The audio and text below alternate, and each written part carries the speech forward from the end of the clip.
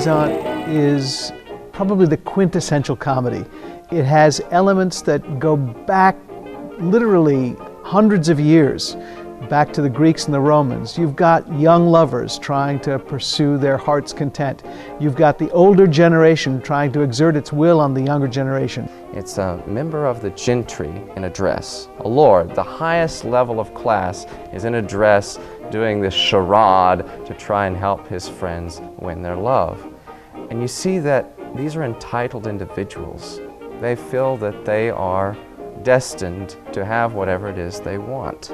And when you take a person in power and you put them in the guise of the disempowered, in this case you put a man in a woman's dress, there's something incredibly freeing and comic about that notion. And this is a play that relies heavily on speed and precision. You have to be one step ahead of your audience because your audience is smart, and as soon as you're a step behind them, they're like, I already know where this is going.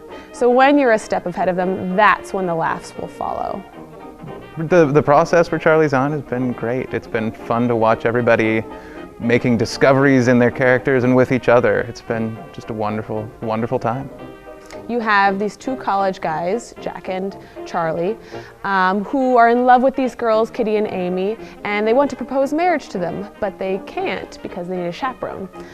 So they get their mate, their friend, Fancourt Babberley, to dress up as a woman. When I was in college, a young lady actually admitted to me that she had a crush on me at a table in the cafeteria, and her boyfriend at the time was sitting right next to her, and she said, you know, I had a crush on you last semester.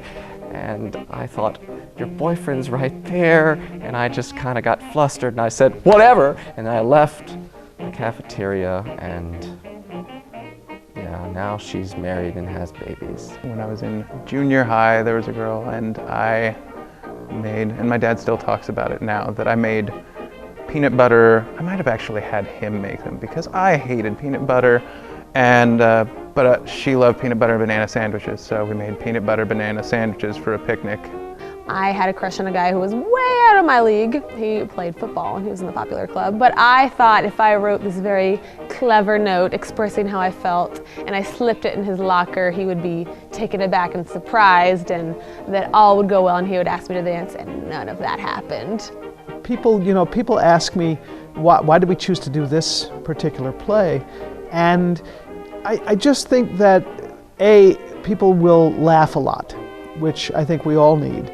But B, underneath it all, there's some real essential human truths. I would do almost anything for a good friend. I would not break the law. If it involved large sums of money, I would not get involved. But I feel like anything else would be pretty much fair game. I've never been pushed to the point of how far would I go for a friend within my life, because I'm still young. Things will still happen, but I do know that I would go very far for a friend, and I can identify with Fancourt in that regard. The need for friends, the need for support, the need to support each other in this world, because this world is hard, and we need to be there for one another.